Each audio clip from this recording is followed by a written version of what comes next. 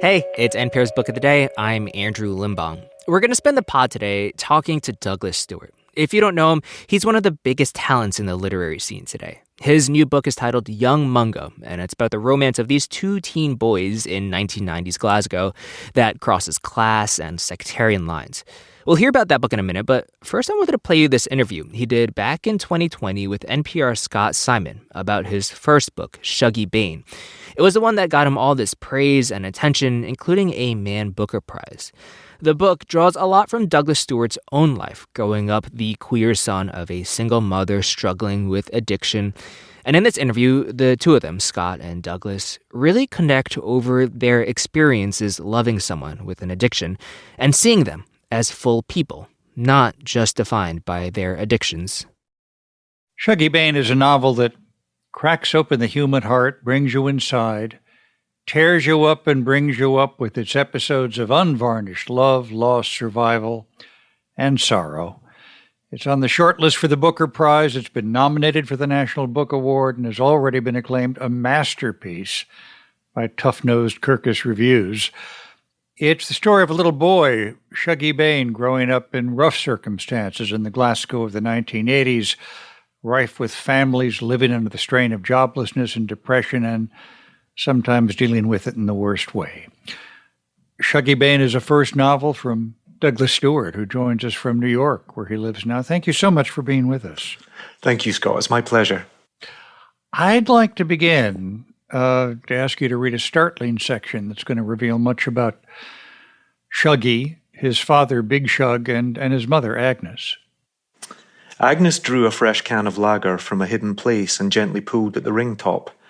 With a careful finger, she gathered the bubbly drips and dropped them into her mouth. She gave the boy the empty Tennent's can. He had always liked the half-naked beauties photographed on the side. Shuggie was intent on this one. He had never seen her before, and he liked the way her name sounded when he spelt it out slowly, just like his granda Willie had taught him. She-e-na. Shuggie would collect the empty cans from around the house and line up the women on the edge of the bath. He would stroke their tinny hair and make them talk to each other in imagined conversations, rambling monologues, mostly about ordering new shoes from catalogues and hooring husbands. Big Shug had caught him once. He had watched proudly as Shuggie lined up the women and spelt out each of their names phonetically. He bragged about it later down the rank. 5 years old, he would say. What a chip off the old block. Agnes had looked on sadly, knowing what was really going on. What was really going on? So Agnes sees through to her son's true nature and respects it. But she doesn't always see into her own self very well, does she? No, she doesn't. Agnes is a woman who has very modest dreams for herself. She grew up a great beauty in Glasgow, and she has married the wrong man, the Protestant taxi driver Big Shug. But she has very modest dreams. She wants a little bit of glamour. She wants a council house with a front door of its own, and she wants clothes for her children that she doesn't have to pay for on layaway. But these dreams are sort of slipping away from her, and she's going to be unable to realize them. And so as that sort of starts to happen, she begins to descend into addiction and begin to disintegrate. And you make it clear from the first line of the acknowledgments, you didn't have to look very far to find these characters, did you? No, it is not a memoir, but it is drawn very closely from my own life. I grew up a queer son of a single mother. All of my earliest memories have drink involved in them, and when I was in high school, my mother lost her struggle with addiction. But the book very quickly eclipsed my own sort of understanding of the city of the characters, because I wanted to really sort of pull out and really show a community in strife and who was really struggling. At the time, Glasgow had about 26% unemployment underneath the Thatcher government. And so there was a lot of people that were sort of brought to their knees by that. How do you take what you know through life and reimagine it for a novel? I think one of the greatest things you can do when you've been a child who's suffered trauma and been around addiction where you have absolutely no control over it is actually to turn it into art and really sort of examine it up closely. Men from the west coast of Scotland, it's a very masculine society. It's very patriarchal. And we're never really sort of taught to express ourselves or to get in touch with our deeper feelings. And so I've always felt like my life has been two very distinct parts.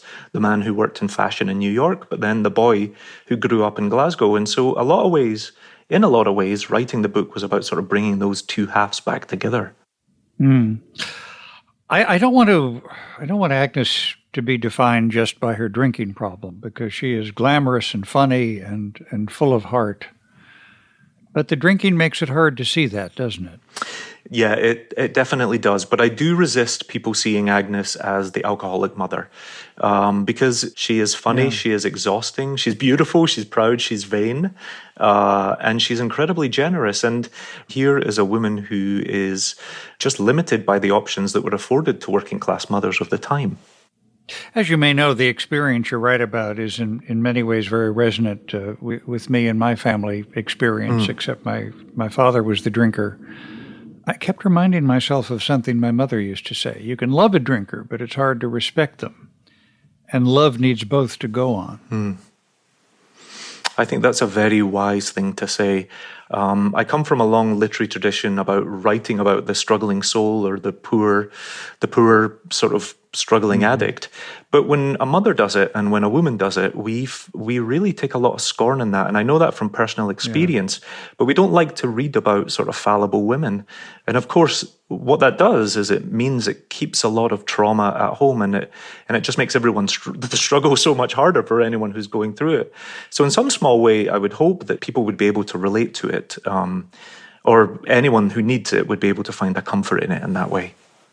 Yeah. This novel has won such acclaim already. I'm sorry, whether you want to or not, you've got to write another novel. What other stories are stirring inside of you? Actually, part of the writing of Shuggie is we leave Shuggie, the main character, on the brink of manhood. And so I was left with a real sort of desire to go back and look at what it meant to be 15, 16 and to be queer within a patriarchal society. I'm always really inspired by very tender souls in tough places. I like gentleness in men. I like feeling and empathy. And so I'm working on a book at the moment that hopefully we can talk about soon, which is really about two teenage queer boys who are separated along territorial gang lines across sectarian violence and who fall in love almost like Romeo and Juliet. Douglas Stuart, his novel, Shuggie Bain. Thank you so much for being with us. Thank you so much. It's such an honor for me. Okay, like we heard in that last interview, Douglas Stuart is all about finding tenderness in rough spots. And he uses that word, tenderness, a couple more times in this next interview with NPR's Ari Shapiro about his new book, Young Mungo. It's about queer love in 1990s Glasgow. And just to give you a sense of how rough of a place Stuart is trying to find that tenderness in, he starts the interview by reading a passage where Mungo reluctantly joins a gang of Protestants to beat up a rival gang of Catholic boys. Douglas Stuart entered the literary world with a bang. His first novel, Shuggie Bain, won a pile of major awards, including the Booker Prize in 2020. It told the story of an alcoholic single mother and her children living in the Sighthill tenement in Glasgow in the 1990s. Douglas Stuart's new novel, Young Mungo, takes place nearby with similar characters.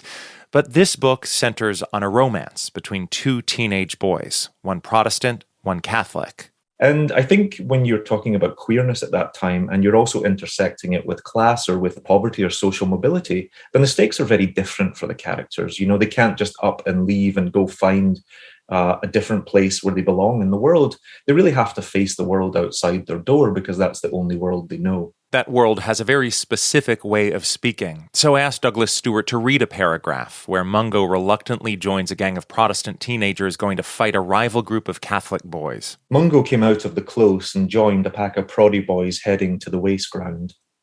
He fell into formation amongst the baby-faced warriors. He swung his meatless legs in imitation of their gallus way of walking, his shoulders about his ears, and a sour scowl on his face. This swagger was a uniform as ubiquitous as any football top. It had a gangly forward motion like a big bald bandy-legged weasel, head swung low, eyes always fixed on the prey ahead, ready to lunge with either a fist or a silver blade. Mungo tried his best to wear the uniform, but he felt like an imposter. It was a poor imitation. Why is it important to you to write in such a specifically Scottish Glaswegian way, even if that means, including slang that might be new to readers outside of Scotland? Yeah, well, I think readers are always curious. And so the ability to discover new words or new ways of framing dialogue is a joy for me, first as a reader. But as a writer, I had to decide how I was going to approach my characters, because they don't often find themselves in literature and they don't turn to literature. And so if I had not written the books in their natural tongue and how they see the world, then I would almost be standing in opposition to them or on the outside saying, hey, look at this. And I always want to be standing shoulder to shoulder with my characters. And I want them, first of all, to be able, if they were real people, to be able to pick up the book and really see the world as they know it, represented with the language they would use. There are also so many just wonderful words that I feel like people should know, like smurf for a like fine, foggy, just this side of rain almost, like dreich to describe weather. There's so many good words. Yeah, they're so fun. And I find myself just thinking about them all day long. My favorite is gallus, which is when someone is very bold or very confident or very self-assured. And that was always a big compliment when you were younger. Your title character is named after the patron saint of Glasgow, Saint Mungo. Why did you give him that name? Well, there is backstory to the reason why his parents named him that. And because I think they were hoping, after lots of division, that he would bring some kind of peace to the city. They live in quite a divided neighborhood in the east end of the city. But for me, St. Mungo was a really big influence on me growing up, because he was an amazing saint. He had these very generous, almost childlike miracles. He brought a bird back to life. He made a bell ring that didn't have a clapper. He did all of these things, and we learned them as kids. And my character was as tender and as sweet as St. Mungo. And he's quite a saintly boy. He can bear a lot. He can put up with an awful lot. And I just thought, what else could he be called, because it's such a celebration of Glasgow? Every saint suffers, and your Mungo endures many forms of pain. There were times I had to put the book down because it was such an intense reading experience. And as the author, the creator of this character, how did you decide how far to go? I mean, how did you choose what to put this young man through, what to put readers through? That's a good question. I think, first of all, I try to write in a very honest way. And I try to, sometimes characters, or oftentimes my characters, are going through more than one trial in their lives. It's certainly true of Agnes and Shuggie Bain. And, I think people can be fighting battles on many fronts. And Mungo is going through a question about masculinity. How is he going to become a man? He is trying to find his mother, who has disappeared from the family. She keeps just vanishing. She's quite a tragicomic character. And also he's coming to terms with his sexuality. And as readers will discover, he's gone on this camping trip to the north of Scotland, which, is really to show him some masculine pursuits and to get him out of the city, which is suffocating him for a little while. But he's also got to survive that in a way. And so I just thought about all the burdens on this saintly young boy, and will he rise, and will he be able to survive it? And for me, if ever I write about violence or I write about heartbreak or sadness, I'm really only doing that to make the tenderness and the love shine more, because I think I'm always writing a love story in some way, but some characters have to endure a lot in order to meet that with resilience and with hope. Writing is your second career. You spent decades as a senior fashion designer for major companies. Are there things that you learned from your career in fashion that you apply to your work now as a novelist? Yeah, in many ways, it was the only training I had for whatever I was going to do in life. But I was known mostly in my fashion career as a textile designer. And so as a writer, I'm fascinated by the senses and by the sensory. I think about touch a lot. And that really you see it in my work, because I write a lot about care and how we care for one another, and also how we're often abandoned by those who should be caring for us. But my characters spend a lot of time in just looking after one another's bodies, whether that's a caress or a hug or just being near one another, because I think that's the most sincere form of love. And in a way, that touch has always fascinated me, and it starts really with textiles. But textiles taught me to pay very close attention and to have patience. And I think those are important things for any writer. I really believe in, if you focus on the stitch or the warp going over the weft, if you keep really applying yourself to that, eventually everything ladders up to a tapestry. Do you think about what your life would have been like if you had started writing at the beginning of your career instead of the midpoint? Yeah, I sometimes do, and I don't think I have any regrets, because I was grateful to have so many chapters in my life and to experience so many different things. And in fact, it was fashion and textiles that brought me to New York. And so perhaps I wouldn't have come here and become an American citizen. I don't know. And so you can't regret. I think about it often, but I don't have any regrets. You wrote your first novel, Shuggie Bain, over about 10 years in secret. And now this book, Young Mungo, comes out with award-winning novelist attached to your name. Does that carry the weight of expectations? Yeah, I think it's a different game, and I think there is definitely a pressure there. But the pressure I try to focus on is just ensuring that my readers have characters that feel very real to them, and that they can feel bereft for when they close the last page of the book. I write to connect with people. I write to really move people, and that's my motivation. So I try to ignore the rest of it. But this is a book I actually began in 2016, which was 2 years before Shuggie Bain even had a publishing deal, and it was 4 years before he was published. And so in many ways, it comes from that very personal, intimate space that Shuggie came from. Douglas Stuart, thank you so much for talking with us about your new novel, Young Mungo. Thank you so much, Harry. It's been a pleasure. That's it for this week on NPR's Book of the Day. If you want more, you can sign up for our newsletter at npr.org/newsletter/books. I'm Andrew Limbong. The podcast is produced by Kelly Wessinger and edited by Megan Sullivan. Our founding editor is Petra Mayer. The show elements for this week were produced and edited by Jivika Verma, Jacob Conrad, Hiba Ahmad, Ed McNulty, Taylor Haney, Jill Craig, Samantha Balaban, Melissa Gray, Jan Stewart, Dee Parvaz, Gabe O'Connor, and Sarah Handel. Beth Donovan is our managing editor. Thanks for listening.